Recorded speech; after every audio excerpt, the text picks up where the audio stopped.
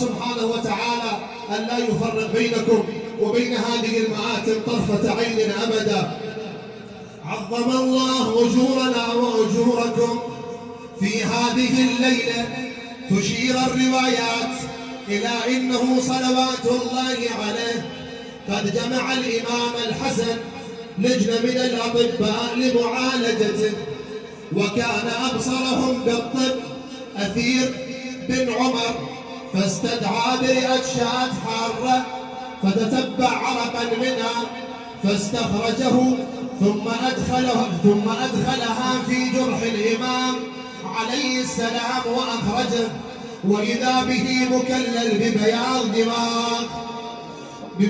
دماغ الإمام علي بن أبي طالب عليه السلام. عاجركم الله يا علي يا علي يا علي.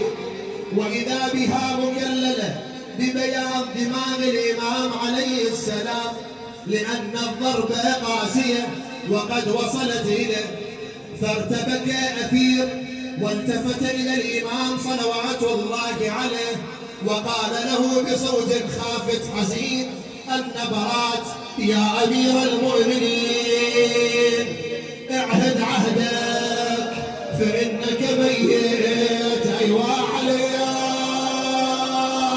ودع إمامك بصحة ما يروح الساكت. أيوة عليا أيوة سيدا.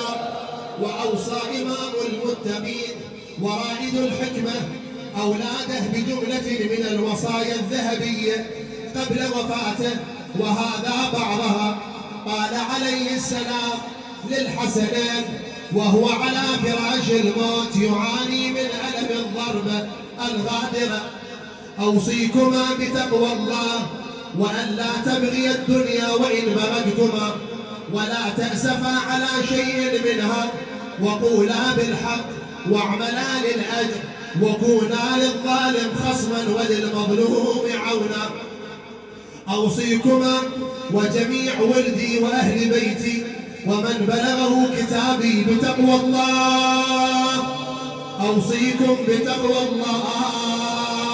بتقوى الله ونظم أمركم وصلاح ذات بينكم، فإني سمعت جدكما صلى الله عليه وآله يقول: صلاح ذات البيت أفضل من عامة الصلاة والصيام. الله في الأيتام فلا تبغوا أفواههم ولا يضيعوا